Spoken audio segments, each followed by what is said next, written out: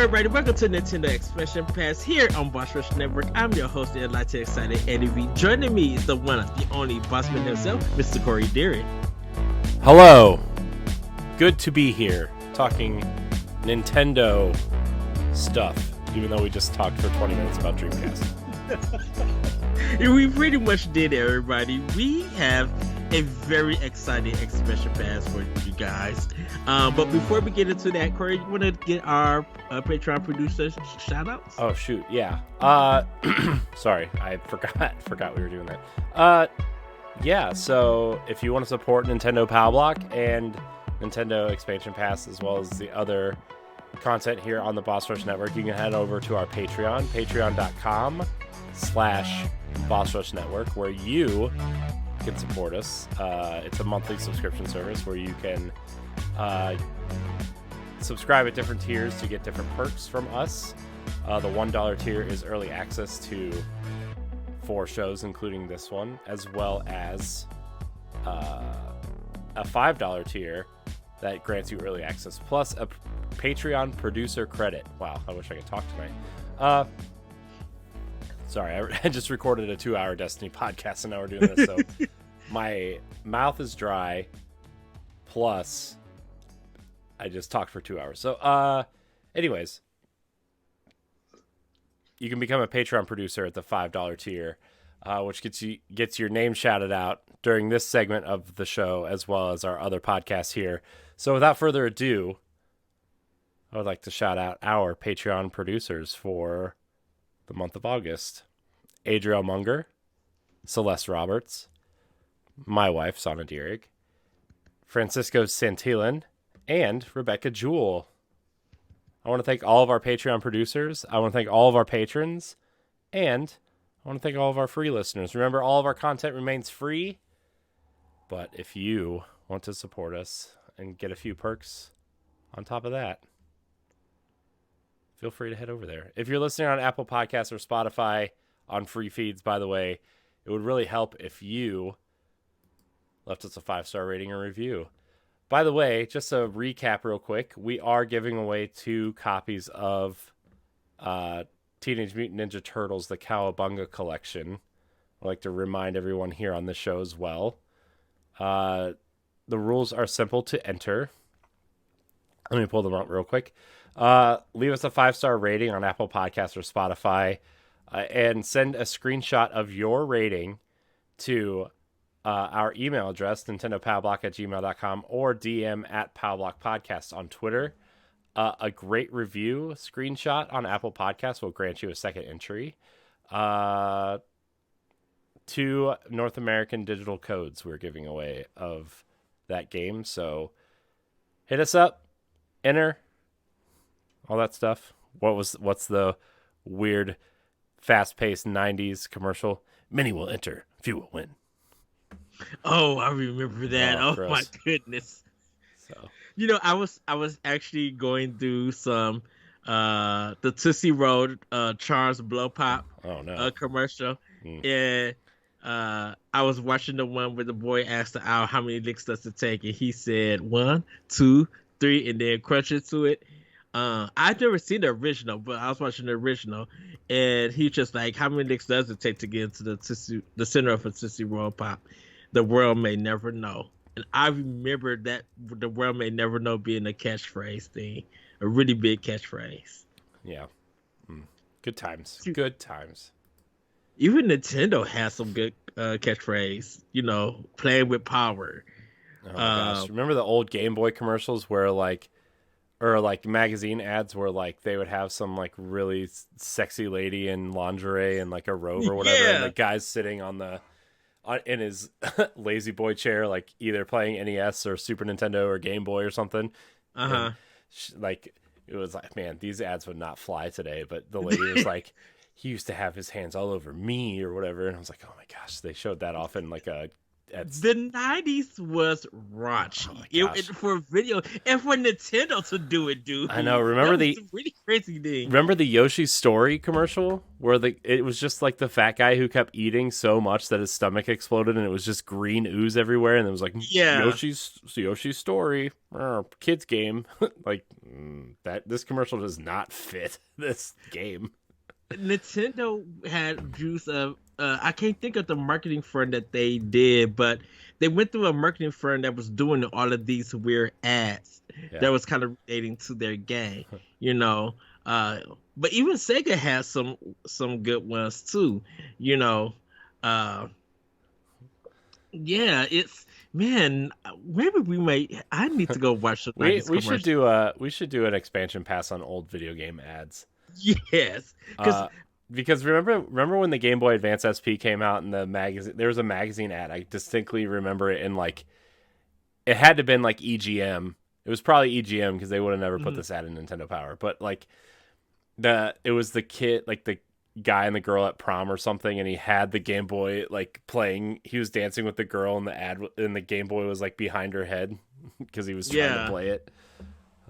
Yeah, I remember Raymond, the four business guys. They were all at a urinal, and they was using it, but they always looking at Raymond doing it, and you know Raymond don't have any kind of body parts, and they looking at it.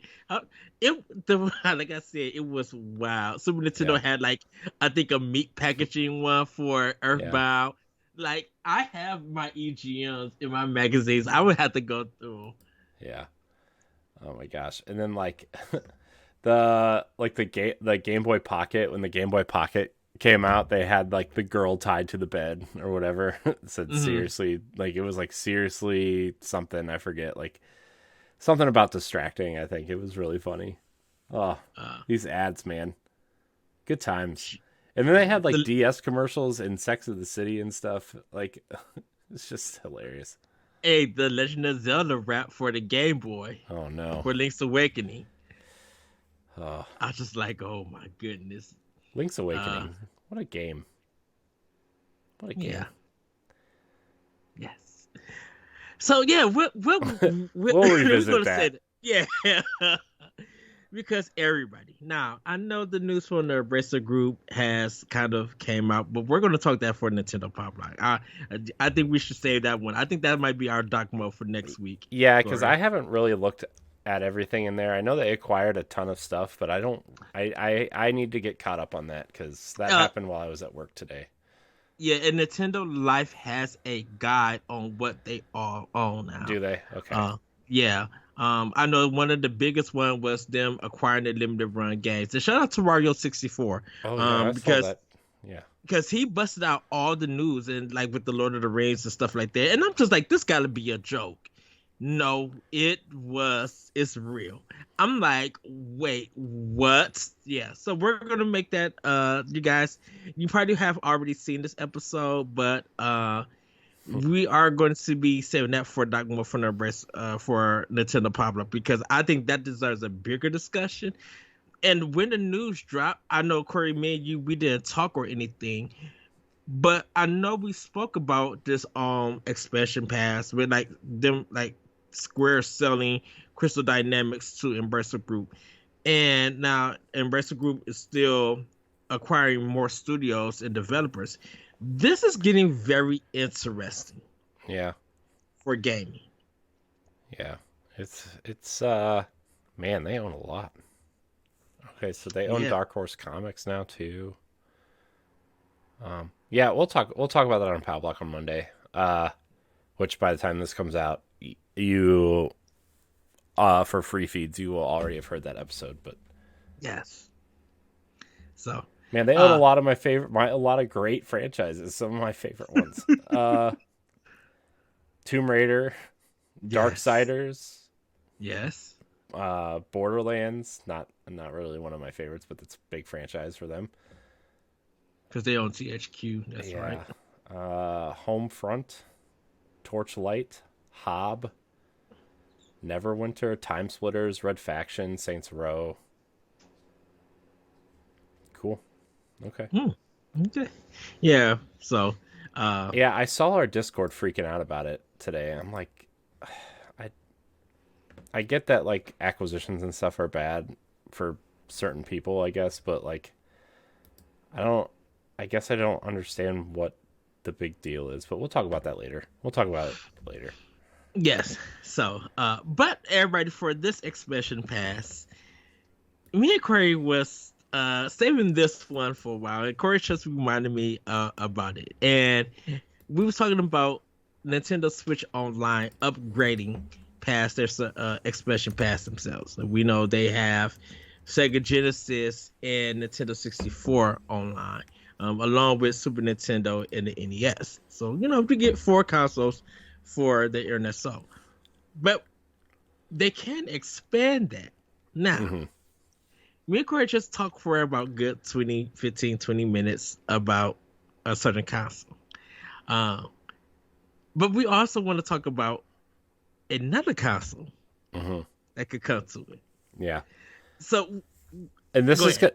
Well, I was going to say there's going to be a really interesting conversations because like some of these games are rumored to be either having a remake or have already been remade or are on the console already as in packages, or some of them have like, okay, so we're gonna pitch a GameCube NSO, right?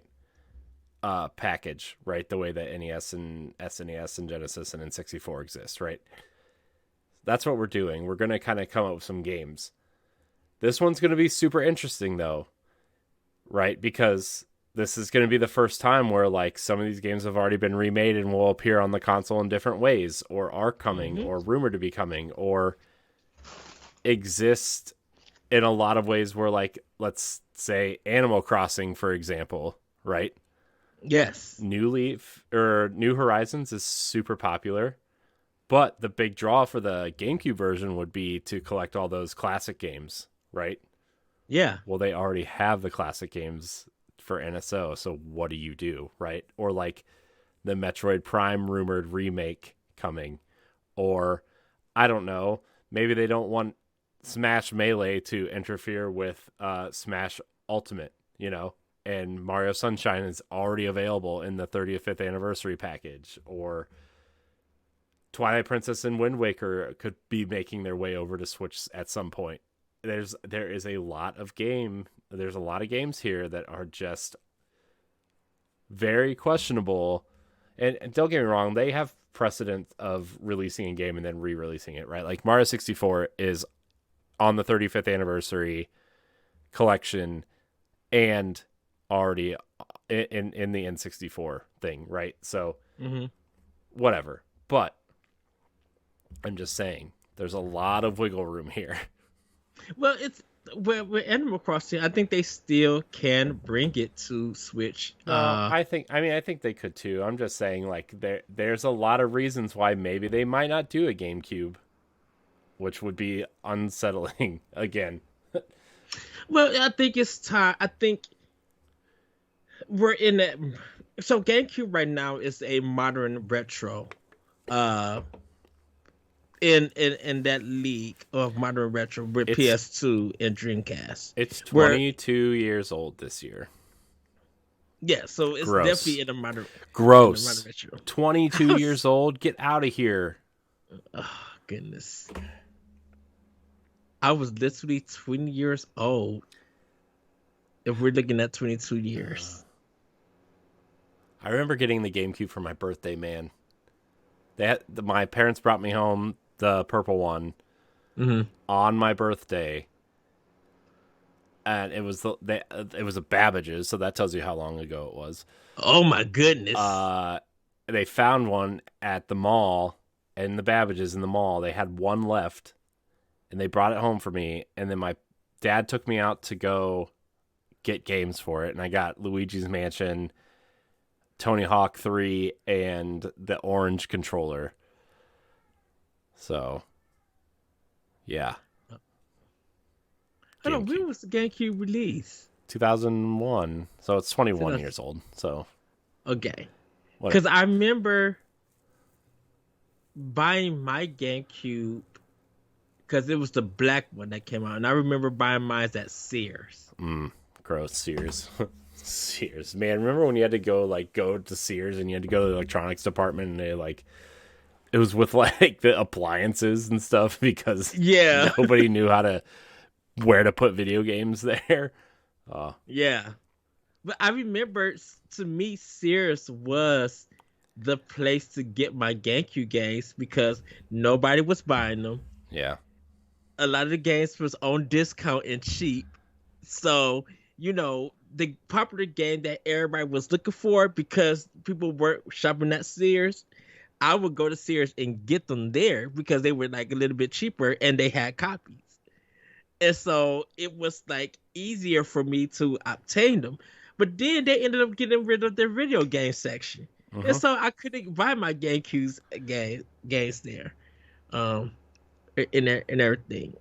So I kind of had to bounce around, sadly. I had to do GameStop. But I had to bounce around between Target and Best Buy around that time. Yep. But everybody, we're going to save all of that for ranking Nintendo. Wait for that GameCube discussion. I'm excited. That's the next one, right? That's the next ranking Nintendo we're recording. Yeah. Yep, that's the next one. Yeah. We got to get that on the books though soon. Oh yes. God. I'll talk to you about that. Depends on you, by the way. We would talk. No, I'm concerned. Sure, I'm concerned myself. Oh, no, I don't like that. But Corey. Yeah. Should we get into the GameCube being on Expansion Pass? Now I would say this. I think they wouldn't charge more for it. I think it would still be included in the $50 Expansion Pass. If they added on there. I think if they were supposed to do GameCube and Dreamcast, I think they would up it. And I feel like that would be like maybe $10 more. Because I don't think they're going to charge any more for it. I really don't. Yeah. I don't think they can. Not because I don't think it's worth it. I think $50 for all this that we're getting is actually kind of cheap, right? Like for me, this feels like a good deal. But we all know how everybody in our Discord and everybody at Boss Rush kind of feels about spending money on things. Like I feel like everybody thinks they deserve everything for free. And, I think $60 would be great. Like I'd be willing to pay $60 if they added GameCube and Dreamcast, I guess is what I'm saying. Yeah, because for me, Neo Geo, mine, or something. Like, I think $10 for 3 or 4 more systems, like 60, like if you already upgraded to Expansion Pass, you just pay the difference of the $10.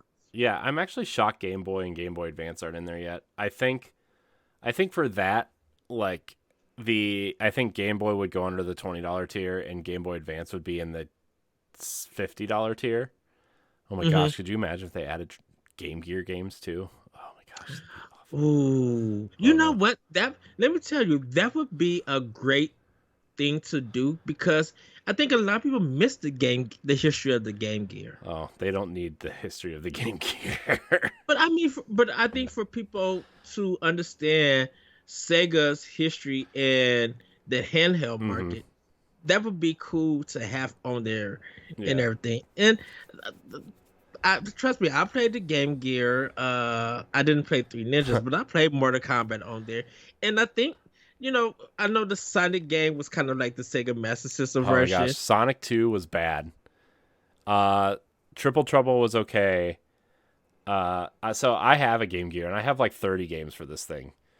Granted, most of them are like sports games, like Quarterback Club, and oh my gosh, dude, I don't know how I played sports games on that thing. So tiny. Corey, I can't believe you went that far back and said that name. Quarterback Club is a throwback.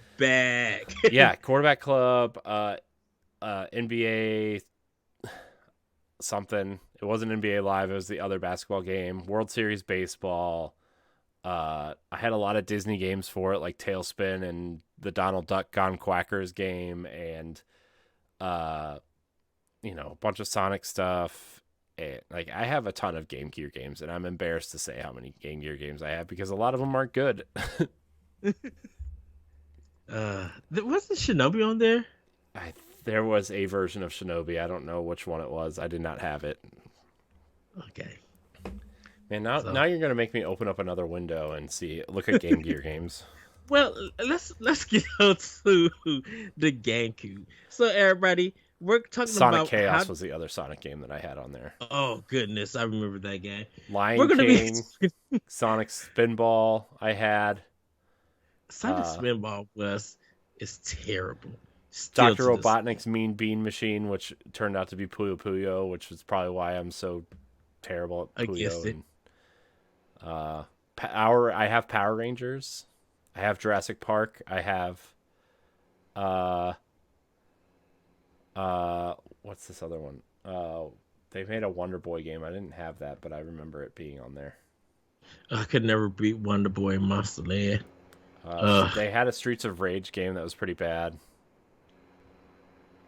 Yeah, I think it was the first one, but it was the kind of like the Master System version. I think. Yeah. Did you do a Master System? There was a Final Fantasy ripoff called Crystal Warriors. Oh yeah, I remember that. There's a secret to not Ever Oasis. Yeah, Ever Oasis. What was this? What was the Genesis game? Oh my gosh. What was Ever Oasis? I believe so. It's on Switch Online. Beyond Oasis. Jeez. Beyond Oasis. Oh, there was a sequel to that on there too. How did I get a sequel on the Game Gear? Defenders of Oasis was on there. It wasn't very good. Don't. It was not very good. It was based like 1,000 years after. I'm reading the Wikipedia page for it right now. Man, yeah, let's not go there. Anyways, GameCube, everybody. I'm sure everybody cares about Game Gear. So we're talking about how would a GameCube release list, or just GameCube on Switch Online look like? Now, first of all, would they make you use the adapter and the Smash controllers, or would they actually make like wireless GameCube controllers? I think they would probably allow you to use wireless GameCube. I think they'll probably do like the Wavebird, and they'll probably re-release. That'd be so cool if like they said, hey, if you want to use the regular GameCube controllers, they would re-release like the Smash ones and these adapters. But they're like, if you want to use wireless ones, we're remaking the Wavebirds. Oh, don't you know how much bank Nintendo would make? Dude, I would buy 4 instantly. I love the Wavebird. The Wavebird was awesome, and I only have 1 left. I don't know where my other 4 are. They're probably with the other half of my GameCube. And the thing about it is, I've never got a chance to own the Wavebird. It was cool. The only thing was it didn't have rumble because it was not like the batteries weren't powerful enough, and they wanted to make it cheap. By the way, Wavebird was only $25 or $30. $30 because the GameCube controllers were $25, I think. Wavebird was so cool, man. They had two colors. They had gray and they had silver. And I remember the silver ones. Well, they released the silver ones because they released them alongside the silver GameCube, which was the model they sold for like the second half of the life of the console. So, but the gray ones are awesome. I had the gray ones. See, I never got a Wavebird. I never thought about wireless gaming at that time. I think. Sorry, go ahead. Sorry, I didn't mean to. I keep interrupting you. I'm sorry. Oh, no. Go ahead. I was going to say that the Wavebird changed everything. I bought those stupid Logitech controllers for PS2 and Xbox after the Wavebird came out because I could not be tethered to my console anymore. Like the really kind of weird they were pretty decent controllers for those consoles, but they were just kind of like odd shaped and, but after the Wavebird came out, I could not be tethered to my console anymore. I had to have wireless controllers for everything. Because I think that was kind of like the first wireless controller that actually worked, and people literally was just like, if you get a GameCube, the Wavebird was like a recommendation. It to a point to it felt like it was required for those who want some like gaming. Yeah. Like to play their games to get the Wavebird, even though it was kind of heavy because I think it used batteries, I believe. I don't know if it was rechargeable at the time. No, okay. They used regular batteries, but it was cool because the unit that you plugged into you had to plug a unit into the console, right? Like this little square box, but they had different channels on them. So like I think there was like I want to say there were 16 channels on this thing, and you had to make sure that's how you like separated the signal from these, from the other Wavebirds that were plugged in. So like, and they always recommended that you skip one or two. So like mine would be on like 1, and then second player would be on 4 and 7 and 10. And like, it was cool because then you could like mess around with the other players by switching your controller to the other channel. Like if you were losing real bad, you could just switch it over, and then it would like get all crazy because 2 people were controlling. Like the adapter didn't know which controller to read. And like everything would just mess up and basically just shut down the controllers. But it was fun. The Wavebird's so cool. Yeah, if they made Wavebird controllers and sold them for $50 a pop, I would buy 4 of them instantly. Dude, I would take the day off. If they said pre-orders was going up for the Wavebird, I would take the day off so I could get one. Yeah, I still need 2 N64 controllers, but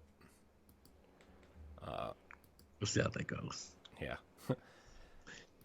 So, but Corey, let's combine. I say, should we do like a 10 list, like 10 game list of just 10 games that will probably release on the GameCube? Yeah.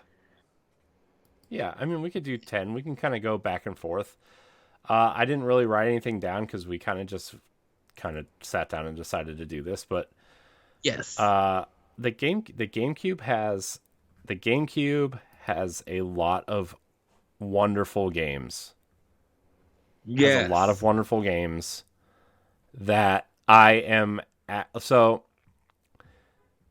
I guess my first picks are obvious, Wind Waker and Twilight Princess, but my thing is that those games have already been made in HD, and I would actually prefer those versions over these ones because they fleshed out a lot. They fixed a lot of the quest lines. They like shortened the one in Wind Waker entirely to make it feel better.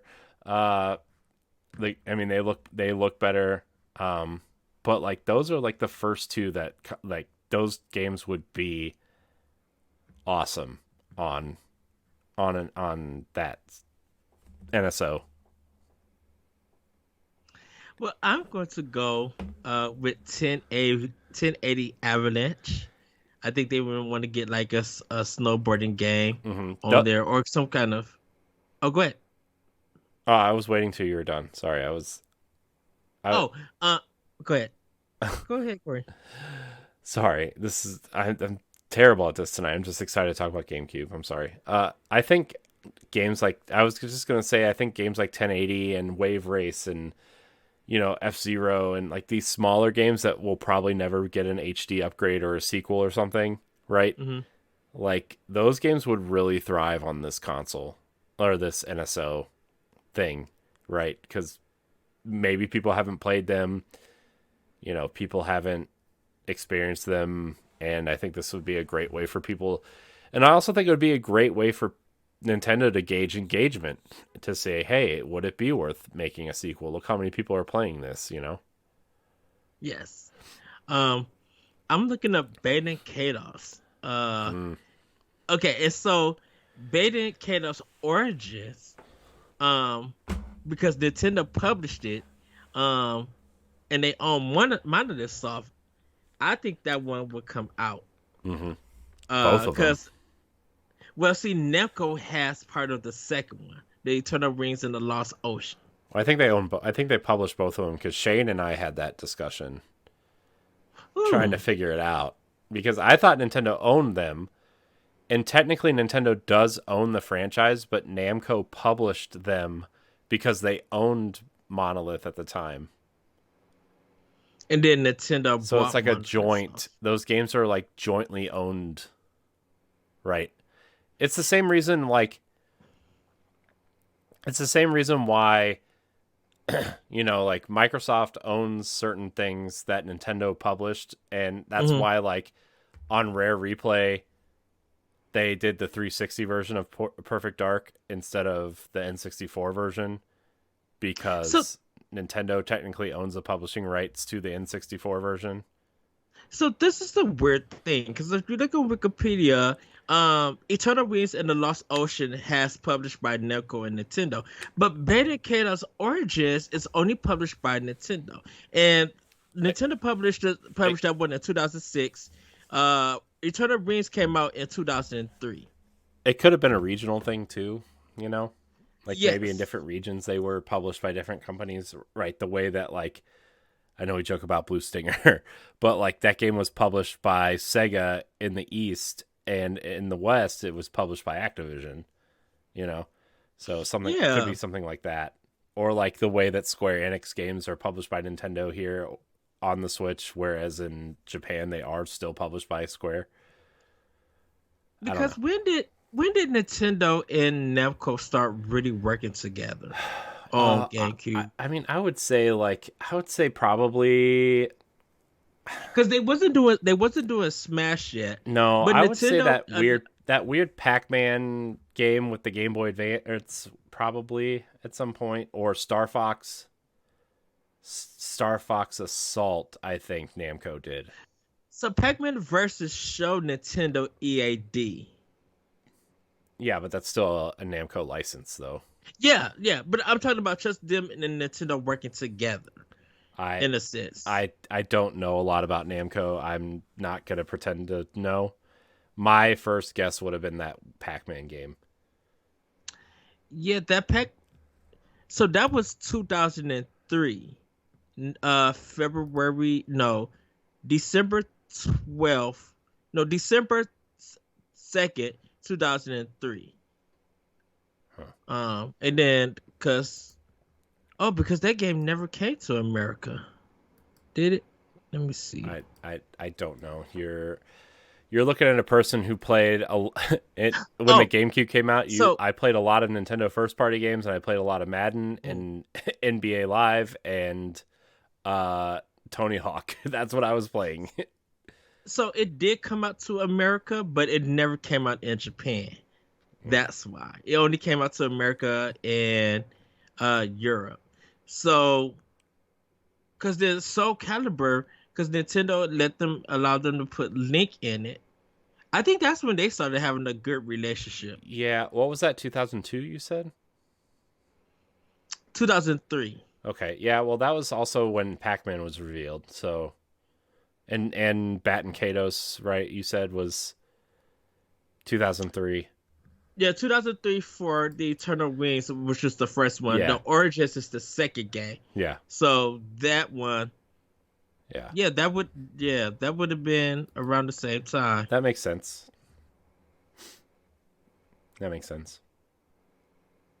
Yeah, because Soul Calibur 2. Soul Calibur 2 was huge on the GameCube. Yeah, because it was so in Japan it was March 27th, 2003.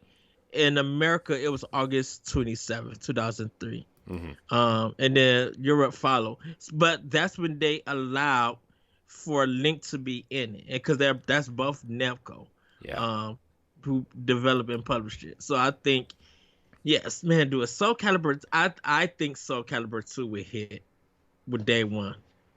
Yeah. If Nintendo doesn't fight to get Soul Calibur 2 on that release, because that's going to be, I think. And you could technically do online multiplayer with your friends. That would be cool. Yes. Because my thing is, if you want people to still upgrade to Expansion Pass, and N64 and the free DLC, and the Genesis is not doing it for them, people will upgrade to this because of Soul Calibur 2. Yeah. Is it my turn? Dang. Yeah, go ahead. I'm sorry. Oh, no, go ahead. Finish your thought. No. Last thought about adding Soul Calibur 2.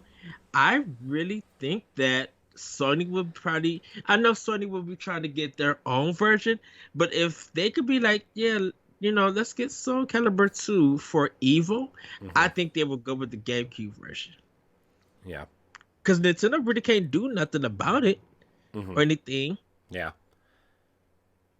Yeah, I don't know. We'll see. Well, remember when they did the HD remake for all the consoles, they just did the PS2 version. So, yeah. I mean, that's a different whatever. But, all right, my next game, Ed, and I think it would do way better now than it did then, is Fire Emblem Path of Radiance. Oh, yes. Oh my gosh, I've been staring at this eBay listing for this game for like a week.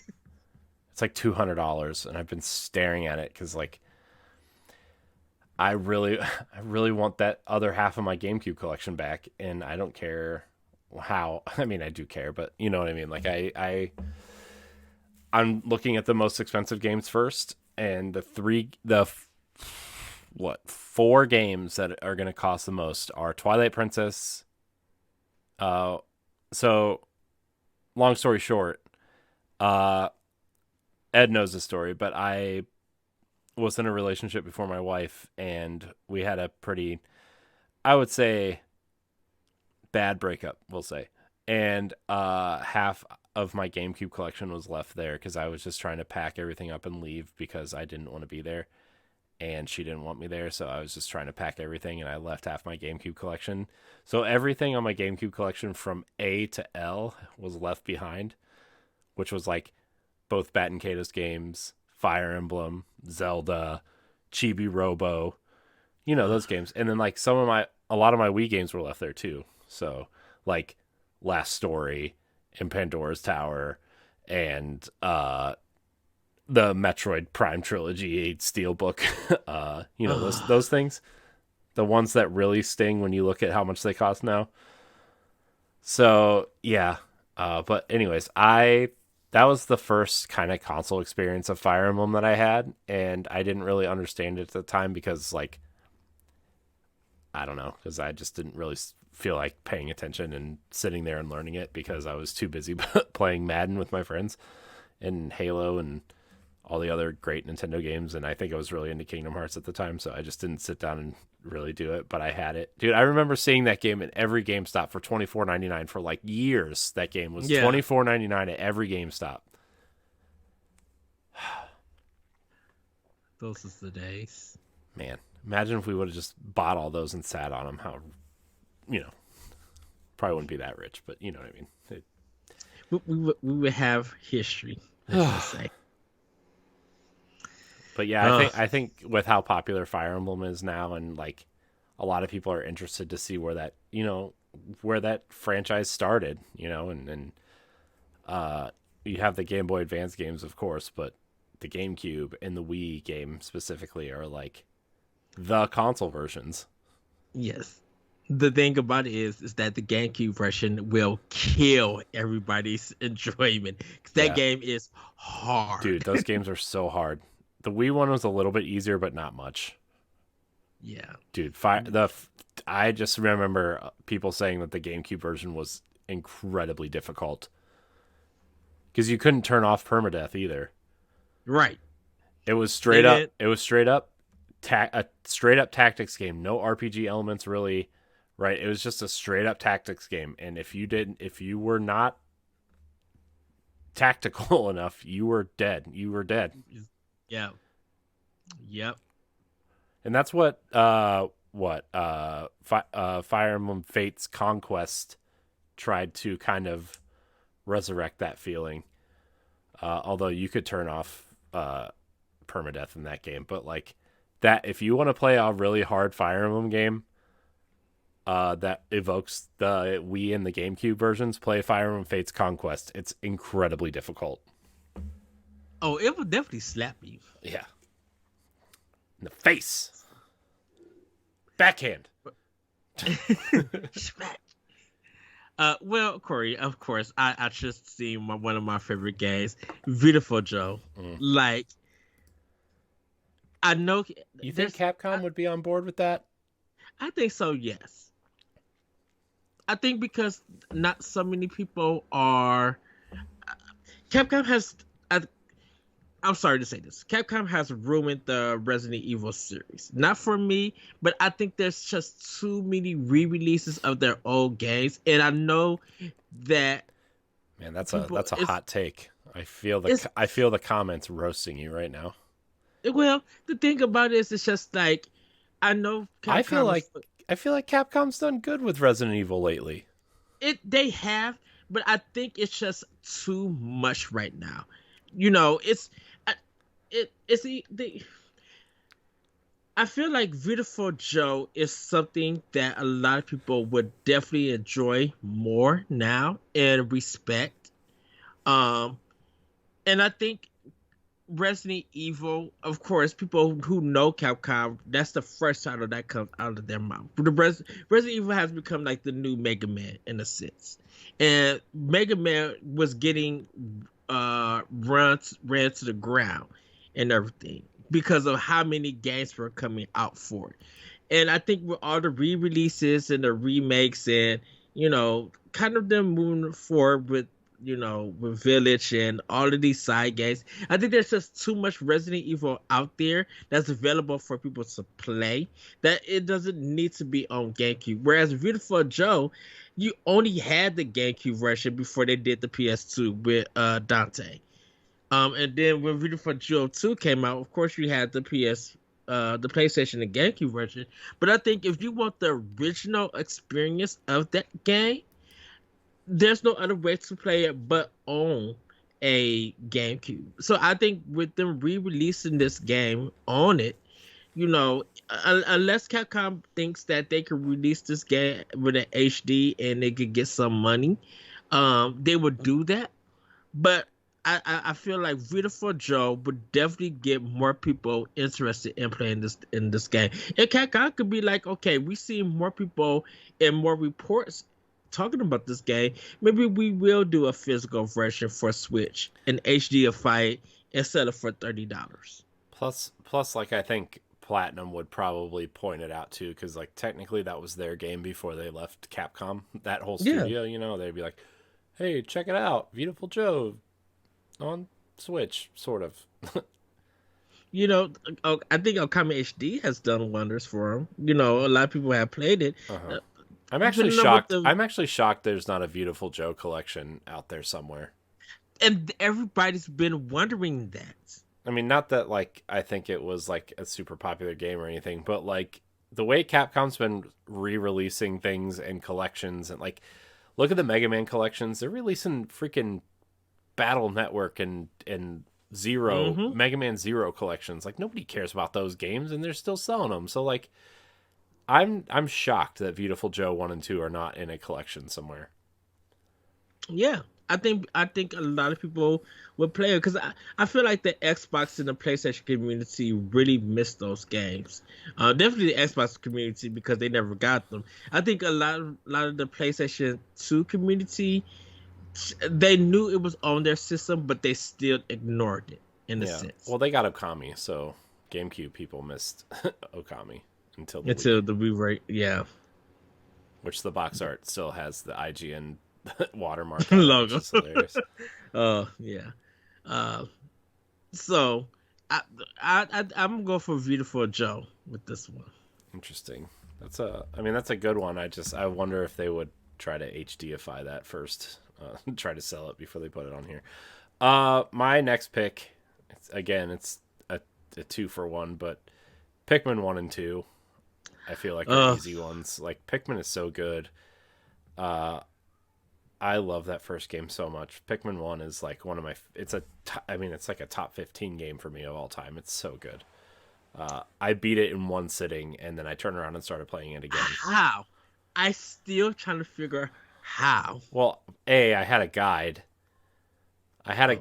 And I was trying to like as soon I took I was let's see, I think I was home. It was a snow day, at school, because I was still in like, I don't know, 2001. I was in like 8th or 9th grade, somewhere in there, and it was like a snow day, and I had my GameCube hooked up, and I sat in my room, and my mom made me lunch, I remember, and I sat there and played Pikmin the entire time. Had my guide open, and I beat it in one sitting, and then I turned around and started playing it again. I love Pikmin. I actually like. I want to go play Pikmin 3, but I'm just like I want the pureness of Pikmin 1. Pikmin 1 is the best. It's by far. I think because of the Wii version with the controls. Yeah, the Wii version of 1 is the best. Yes. I have Pikmin 1 for GameCube. And I think I didn't understand how to play that game. But I think, definitely with the rewind feature on this, I think I'll be able to sit down and understand it better, to correct my mistakes and everything. I talk about Pikmin 3 on how gorgeous and great that game is. I would love for Pikmin 1 to drop. So I agree with you. Yeah, I could see that coming. Yeah. Definitely 2 is one that I would definitely want to play. But Pikmin 1, yeah, great choice, Corey. Yeah, it's just like, it's really simple. The world, like, it still looks great, even 20 something years later. Although, I mean, that's not really surprising considering Nintendo. But like, just the way, like, you throw the Pikmin, right, and you get the little pellet, like, you throw them at the pellets, and they take the pellets and put them in the spaceship, and then it spits out all the little Pikmin to plant them. The longer you leave them in, and you let them grow and sprout and whatever, right?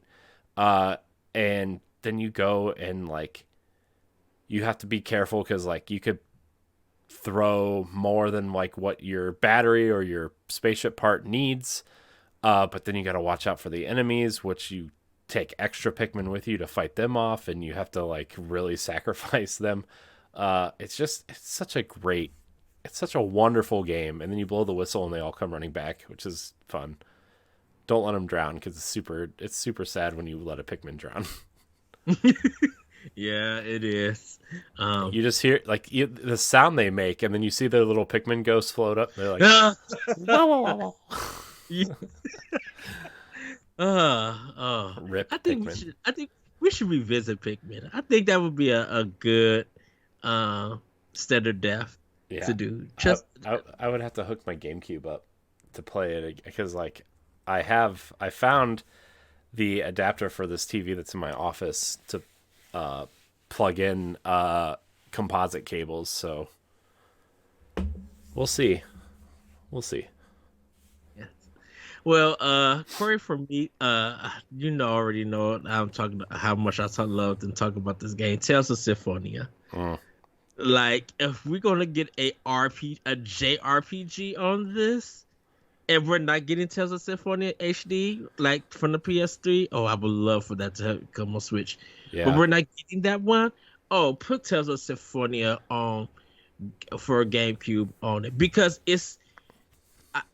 it may just be me, but here in America, that game alone is what people got into the Tales series. Yeah, that game did a lot. That game did a lot for Tales over here. I mean, I think PS2 got what, Tales of the Abyss or something. Yeah, and it didn't really it didn't really do a lot. And then they kind of I think they remade it for 3DS, right? But yeah, Tales of Symphonia, like, I didn't know anybody who had a GameCube and did not own Tales of Symphonia at some point. It was the way I found out about that game is that I was renting it at Blockbuster. And then the first time I got done renting it, because I did it for 5 days, I went to the store and bought the game, sat down. Now, everybody, this is the time when we had multi-disc gaming. And GameCube, for the first disc, had blue. The second disc was red. And I remember just spending hours. And I never unlocked everything, because there were some black treasure boxes that you had to figure out on how to unlock. But I would love for this game. I would love for this to come to Switch. GameCube Online or NSO Online, and literally because it was 4-player, not local. Everybody could play on the screen. It wasn't split screen or anything. It was that everybody was able to control the party, but you still could do single player if you want to. Man, I would love to go through this game with multiple people, but I was just like, I would love to replay this game again. And they could, with it being in this digital age, they could just streamline the game where they don't have to use 2 discs. Yeah. Yeah. They could do some interesting things. And, I mean, they could even I remember PS1 classics on PS3, right? I mean, they don't have to do that, right? There could just be an option in the menu that says switch discs, right? Because when you had PS1 classics on PS3, and I'm assuming this is how it might work on PS4, I'm not sure, or PS5 with their premium PS Plus or whatever. There was an option to switch discs in the menu. Quote unquote, switch digital discs. So they could even do that to an extent, right? So, yeah, man, Tales of Symphonia was so good. I was hesitant to say Skies of Arcadia Legends because I feel like if they did a Dreamcast one, that would totally be on the Dreamcast one, right? That's why I didn't say it, because of that. Oh, man, dope. But Skies of Arcadia Legends, man, this game's so good. Oh, I do. I would buy that in a heartbeat. God, dude, where's our HD remake of Skies of Arcadia? There's so many cool space pirate games out there that have not been re-released, right? Skies of Arcadia, remember Rogue Galaxy? Oh yes. I would even put Xeno Saga in there at some point. There's so many cool space pirates are just cool, and we just there's not enough of them. If anybody has a space pirate game, please send it my way and tell me, because Sega, I will give you my $60 if you put Legends on a Switch cartridge. Yeah. Ugh. So good. Well, of course, Paper Mario Thousand Year Door. That's everybody. That's a given. That's a given. Yeah. And I think people will lose. That was next on my list, but I'll just pick another one. Hold on, let me see. I have a list open and I don't know where to go from here. Well, for me, Star Fox Adventures. So everybody can experience the wonder and joy that is Star Fox Adventure. No, do not experience that game. No, play it. It's great. You shut your mouth. Star Fox Adventures is a wonderful game. Okay, that is so. AKA Dinosaur Planet for Nintendo 64. Yes. No, look, Star Fox Adventures is not bad. It's a good game, man. That game is fun. It's not. I mean, it's not a Star Fox game. It's a bad Zelda ripoff game, but it's still really fun. That game is fun. Tricky is cool. Crystal is a cool new character. The dinosaur guy with the hook hand is terrible. So, I didn't have a problem with the characters. I had a problem with the gameplay. That was the thing that I had a problem with. It was the gameplay. Shout out to Block, by the way. Block's Games Reviews. Block, contributor to BossRush.net. His episode on Star Fox Adventure I think it was for Trash or Treasure, is hilarious. It's really good. Go check it out. It's fun. But yeah, man, Star Fox Adventure, man, I think that game is underrated. I think you gotta get it. I still have my physical copy. So do I. So I have Star Fox Adventure and Assault downstairs. Oh, Assault is the Namco one, right? Yeah. Yeah. I never got to try Assault. I wanted to try it. It's fine. It's fine. It's not great. It's fine.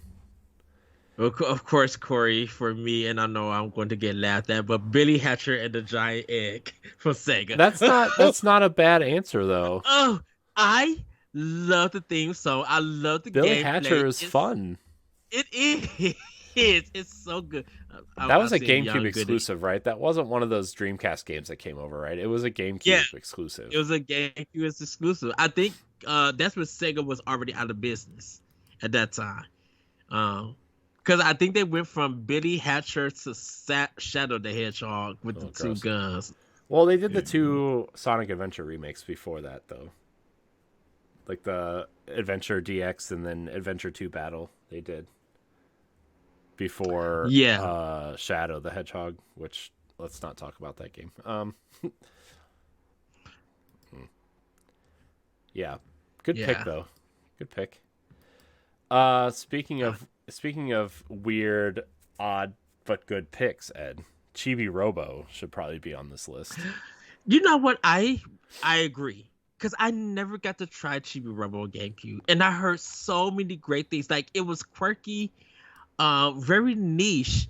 But a lot of people loved it. The people who bought the game really loved it. Mm-hmm. It was weird. Like, I mean, it's not the best game, but it's cool. It's a cool experience. I would recommend it, I think. I would get it. I want to buy it. Yeah. I think Metal Gear Solid Twin Snakes. Oh, gross. I'm looking at the box art for that right now because I was like, maybe. I mean, if Konami was really trying to get some good graces back from Metal Gear, they would totally do that. Yeah. Bloody War Primal Fury for a fighting game, did you play Twin Snakes? I did not play Twin Snakes. I've never played a Metal Gear game. And I had that at one point, and then I traded it in for something. What did I trade it in for? It had to have been something way more. Oh, I think I traded it in for Prince of Persia. Oh, wow. So, when it came to Metal Gear, I skipped Twin Snakes because I had already played the Metal Gear Solid on PS1. And I enjoyed it and for what it is. And then I just fell out of the Metal Gear. I just never really went back to this because I didn't. I think I bought 2 used, but I just never finished it. Like, I did the first part, and then when it got to rated, I kind of cut the game off. It just didn't interest me for some reason. And then I bought 3 used. I got 4 and 5, but I got all of that stuff used just to have. I didn't really give in. But when I found out that, then of course Dennis Dyack and Kojima and Miyamoto were working on the game, I should have got it at that time, but it was just still Metal Gear Solid, and I'm like, I already know the story and experienced the game, but then I realized that they changed so much that it was something that I just missed out on because I decided not to get it. So that was a personal thing on me with it.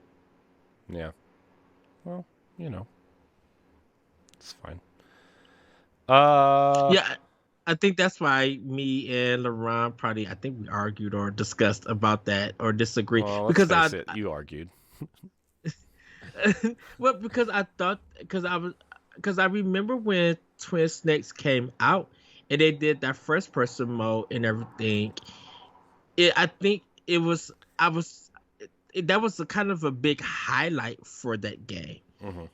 And I remember it was a big selling point for the GameCube. So when Metal Gear Solid 2 came out, the stuff that they learned from the GameCube version, they implemented in Metal Gear Solid 2. So that's when I got confused on how all of that worked and stuff. Because I know that people went and got Metal Gear Solid, the Twin Snakes, and it was just like, this is the new direction for the Metal Gear series. Mm-hmm. Yeah. Man, the other ones I'm hesitant to say are Metroid Prime and Prime 2 because those are all 3 of those games are rumored to be getting HD versions for the Switch. Mm-hmm. But I think, man, also a Super Mario Sunshine is already on the console technically, although that would be a shoe-in. I feel like Sunshine would be such a shoe-in. Luigi's Mansion.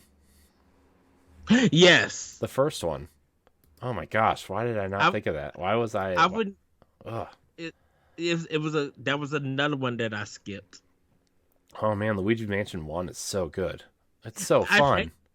I played it, Red didn't. I played it. I enjoyed it. What it is, but I just didn't end up buying it. I think it was a game that I rented it. I rented. I tried. I'm like, okay, I like what it's going for. Just didn't buy it because I think I was more excited for a Sunshine at that time. Yeah. Oh man, Luigi's Mansion is so good, man. The only problem with that game is that it's inverted controls and you can't change them. That's the only problem with that game. Everything else is awesome. Oh, I hate inverted controls. I can't. Star Fox is the only game that I could do inverted controls, and that was because I played it on the Super Nintendo so much. And anything else, I can't do. If it's inverted controls, what ends up happening, I have to somehow turn the controller upside down. Like, it's so weird. Yeah. Killer 7, this game is on PC. I mean, if they want to bring it, that's fine. I think Four Swords they will bring. Four Swords Adventures, or the Collector's Edition. It shows. Man, what else? I know we about past 10 games, but I know, but I only have a couple more. I think hold on. I think Star Wars Rogue Squadron 2 needs to be on this console. Yes. I know that what? Rogue Squadron, was that the first one that was on GameCube? Second one. First one was on N64 because the second. Okay. They really promoted the expansion pass on N64 to make the graphics better, and it made them a whole lot better. Okay. But yeah, I mean, Rogue Squadron 2. So I mean, you could put 2 and 3 on there, but 2 is such a. I mean, that game still, like, you put it on TV, like, parts of that game still look better than the stupid special edition CG that they did. And that hooked me on the GameCube controller because it felt so good playing that game. Remember the opening scene where, like, it's right before the Death Star Trench Run and you see the X-Wings, like, you see the X-Wings kind of flying in, and you see like the group of X-Wings flying in, and you see their wings open up right on, like, right before they go down into the trench. It's so good, man. Like, it was so. We had never seen anything like it. No, like I mean, the as Nintendo fans, the best thing we ever saw, I think, was like, I don't know, I really don't know what to tell you what the best thing we've ever seen was, but it was not that. And like, it's a good thing they showed Luigi's Mansion first, because that game, Rogue Squadron, was the reason people lined up for GameCubes. Like, that game was so revolutionary in the way that it looked, in the way that it played, the unlockables. They got the voice actors from the movies to do the lines. Like, it was like they went all out. Yeah, and this was like, this was like at the, like, episode 2 was about ready to come out, so Star Wars fever, like, people didn't realize that the prequels were going to be bad yet. So, like, Star Wars, like, episode 1 had come out like a year or two before this game came out, and fandom was kind of ramping up for Star Wars again. And man, Rogue Squadron. Dude, it literally just, because I think they had a demo version at GameStop. They did, and I think a demo came with something at one point. Like, the first level came with a demo. And or that's something. Maybe it was like one of those GameCube, like, demo discs from Nintendo Power or something. I think so, yes, because I remember playing the demo and I was just like, why is this just as a demo perfect? Like, it was something that I've never imagined, because previous Star Wars games were average to, like, bad, but Rogue Squadron 2 was just like, this demo is a classic. Like if it's on the line of buying a Switch with Breath of the Wild. Like, if you were going to get a GameCube, Rogue Squadron 2 was the game to get. Especially because Smash was delayed like a month, remember? Yeah. Everybody was waiting on Smash, and it was delayed, so everybody wanted Smash, and everybody wanted Star Wars. Yeah. Man. For me, everybody, dang it, now I want that game, Corey. I want that game. Well, you know, there's a rumor, like, since Aspire's been redoing all those Star Wars games, right? There's a rumor that these games will finally get HD versions. Yeah. Well, everybody, of course, it's Mario Kart Double Dash, and last but not least, Mario Kart 4. Mario Party 4, I'm sorry, because I enjoyed that one. I know it's very weird, but Mario Kart Double Dash, it has to come. I know everybody loved Mario Kart 8, but Double Dash that's my game. But everybody, I think me and Corey has kind of produced a great list. Don't forget Corey, F-Zero. Of course. And Eternal Darkness. People will get really mad if we don't mention those. Yes. Also, a quick shout out to Beyond Good and Evil and the Prince of Persia trilogy and Super Monkey Ball as well. Yeah. Those were all on my list as well. But I really like the Prince of Persia trilogy. Says the Time is... I love Says the Time. Yeah. Oh, Time Splitters 2 also. Shout out to Time Splitters as well. A game that I want to play. I need to find out. It's $1.99 right now on Xbox digitally. Because Time Splitters 1 and 2, or 2 and Future Perfect, which is 2 and 3, are on sale for the backwards compatible sale right now. And I think they're either $1.99 or $2.49 or something. You can get both of them for like $5 right now digitally on Series X, and they look great. I'm going to throw them in the cart and buy them tonight. Yeah, they're great. I mean, they haven't really aged well, but at the time they were like first-person shooters were going in two different directions, right? They were either following the Halo route, like Halo and Call of Duty, or they were going the Perfect Dark and 007 kind of route, right? Because we got a lot of good 007 games on the GameCube as well, right? Agent Under Fire, yes. Everything or Nothing, Nightfire, the GoldenEye Rogue Agent game, From Russia with Love. Like, there was a lot of great 007 games on the GameCube that I would also highly recommend. Gosh, those games are good. But like I was saying, like there was like a clear split of first-person shooters, right? And that's kind of where we landed. So yes. So, but everybody, that's gonna be it for Expansion Pass. What would you guys want on a Nintendo? Oh no, I forgot. There's one more, Ed. I'm sorry. Go ahead. People, you know how people love Kirby in the Boss Rush Discord.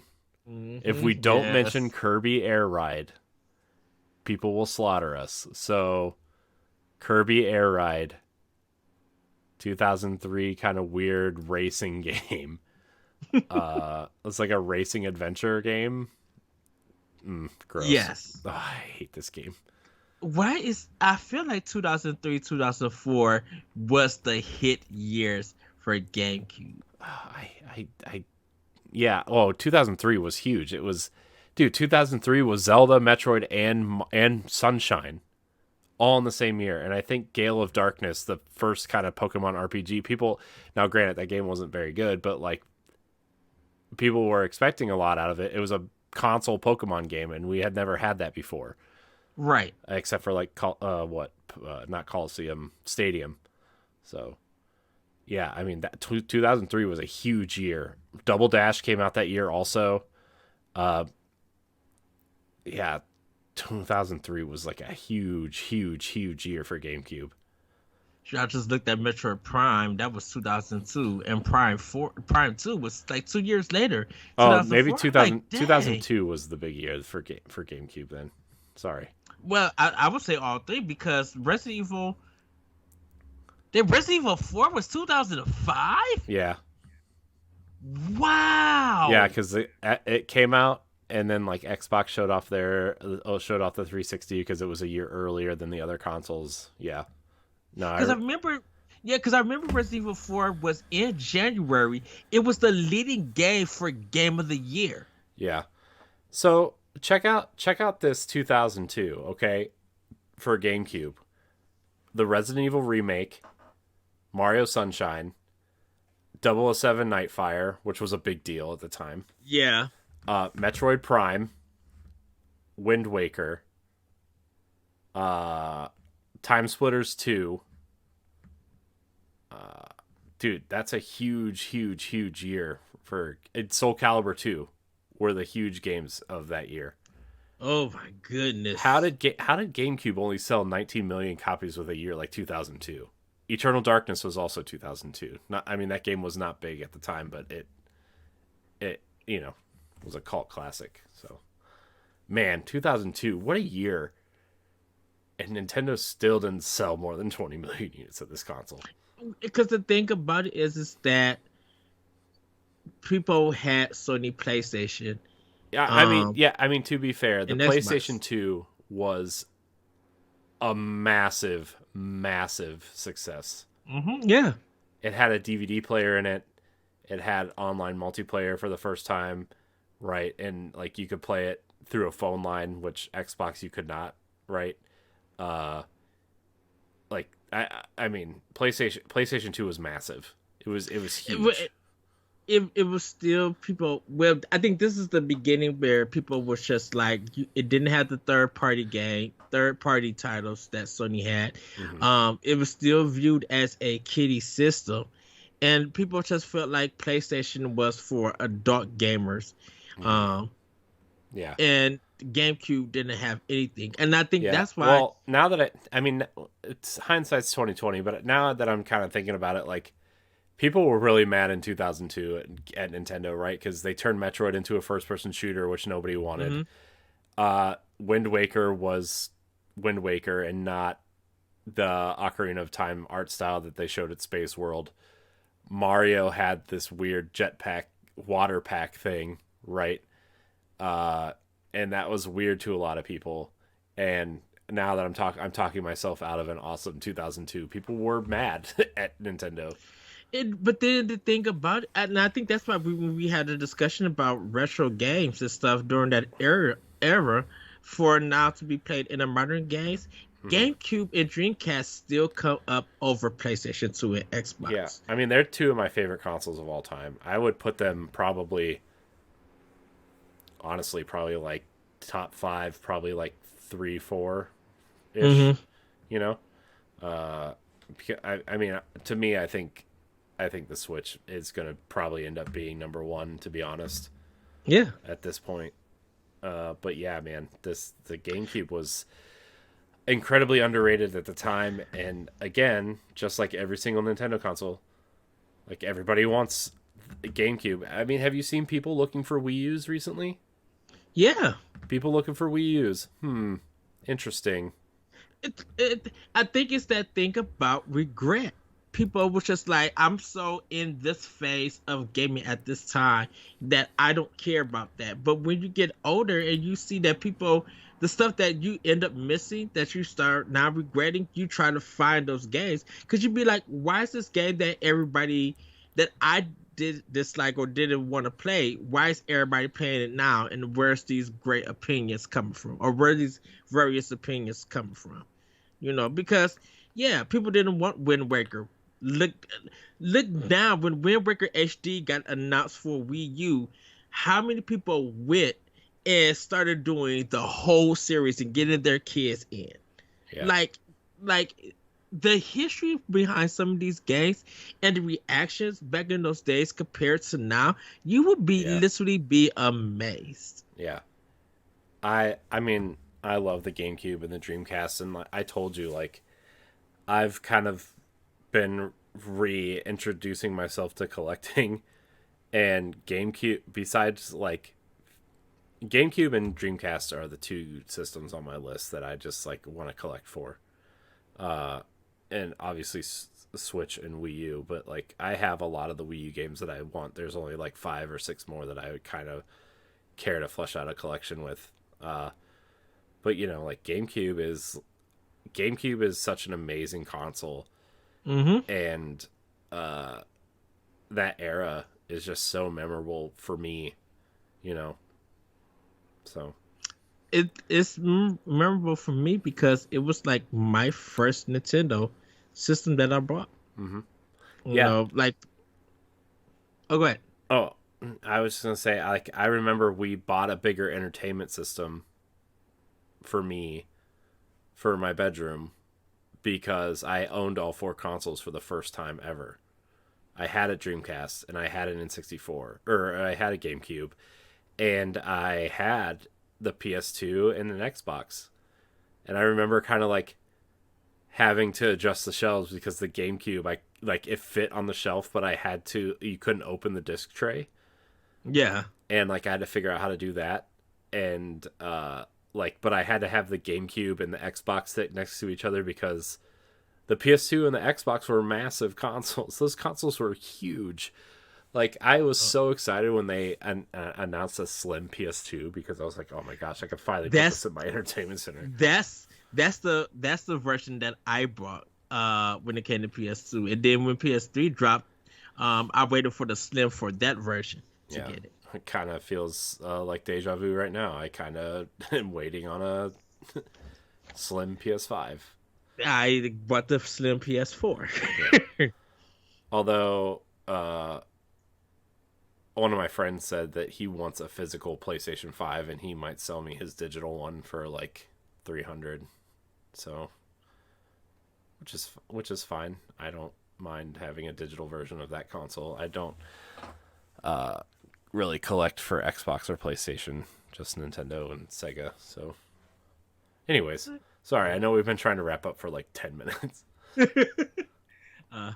But you know how I get when I'm tired, Ed. I just keep rambling and talking, and nobody tells me to shut up.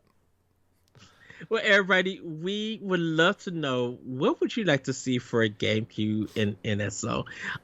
You can hit us up on Twitter at PodBlock Podcast, or join us on our Discord and let us know there, where there's other great discussions that's happening with Nintendo, Xbox, and PlayStation. We definitely, I should say Nintendo, Microsoft, and Sony. We would definitely love to hear what would be your 10 games that you would love to see when it's released. Now, I know me and Corey went over some classics and we passed 10 games. We probably about did 30 something games. But the GameCube has a big history of a great library. Mm-hmm. And I think, like we said, a lot of people have missed out on the GameCube. And I think this would be a good way to introduce them to why this console is beloved by many. Mm-hmm. And everything. But Corey, where can we find you? You can find me at I am Corey HT on Twitter and Instagram, and you can find me on the Boss Rush podcast and Standard Definition and other things here on the Boss Rush Network. You guys can find me on Twitter at that Retrocode, and on Instagram you can find me on Nintendo Podblock, Talk the Walk, and on more of Nintendo Expression Pass. And sometimes I get to guest on other podcasts here on Boss Rush Network. But with that, everybody, have a great week. Have a great weekend. And we will see you next time to actually talking about our Dreamcast list. Oh, that's going to be a good one. Oh, that's going to be a really good one. With that, everybody, have a great week. Have a great weekend. And we'll see you next time on Nintendo Expression Pass. Bye, everybody. Goodbye.